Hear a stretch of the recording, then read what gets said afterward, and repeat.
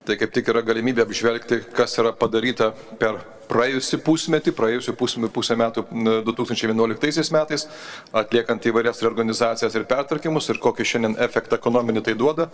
Ir aišku, norim apžvelgti, kaip Vilniaus miesto savivaldybė vykdo šių metų pirmojo pusmečio planuotą biudžetą. Per keletą pastarųjų metų didėjantis valstybės pajamų nesurinkimas buvo lokalizuotas iš valstybės į savivaldybių lygmenį. Pirmiausia, dėl biudžeto dokumentuose pervertinto gyventojų pajamų mokesčio surinkimo. Toks valstybės pajamų nesurinkimas lėmė esminį savivaldybių įsiskolinimo didėjimą. Pajamų planą mes viršėjame ir šiuo metu bendras viršijimas už pusmetį yra beveik 14 milijonų litų. Didžiąją dalį, kas yra labai džiugu, sudaro gyventojų pajamų mokestis. Jo planas viršijimas beveik 10 milijonų litų. Vilniaus miesto kryptingos pastangos siekiant, kad gyventojai, kurie dirba Vilniaus mieste ir kurie gyvena, kad jie registruotųsi kaip Vilniaus miesto gyventojai ir jie mokėtų mokesčius Vilniaus mieste. Galime pasidžiaugti, kad įvairios Vilniaus miesto savivaldybės iniciatyvos, kaip pavyzdžiui supaprastinta tvarka ir galimybė deklaruoti gyvenamąją vietą elektroniniu būdu Gedimino prospekto bute 24 namo 40 bute. Šiuo metu turime beveik 1400 gyventojų, kurie deklaravo savo gyvenamąją vietą Vilniaus mieste. Yra sąlyga dalyvaujantiems viešuosiuose pirkimuose taikyti statistikos departamento numatytą atlyginimo vidurkį ne mažesnė negu 90% konkrečiai ekonominės veiklos rūšiai. Tai buvo rekordiškai didelis gyventojų vidutinis atlyginimas, tai yra daugiau negu 2500 litų.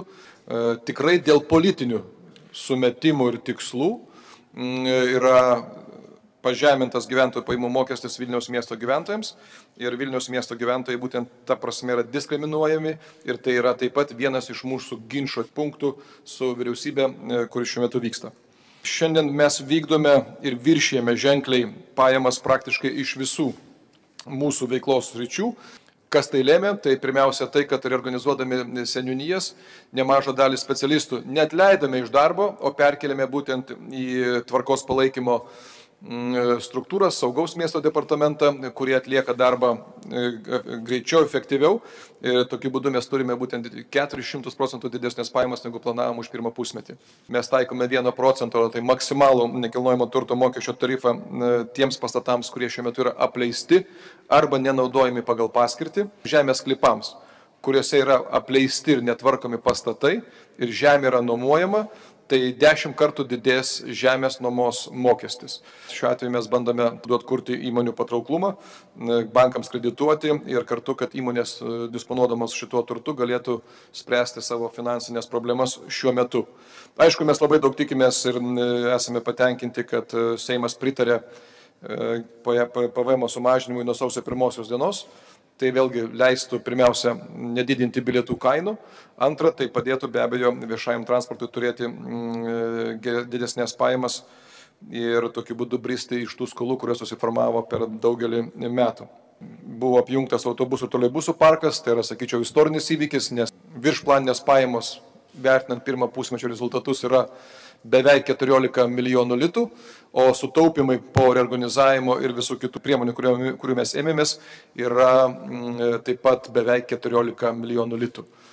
Taigi šie rezultatai mums leidžia, kaip sakyt, gyventi ir išgyventi šį sudėtingą laikotarpį ir mes, aišku, laukiame biudžeto planavimo ir tikimės, kad vyriausybė ištaisys tas klaidas, kurios buvo darytos anksčiau ir nebus politinių sprendimų, dėl kurių kenčia Vilniaus miesto gyventojai.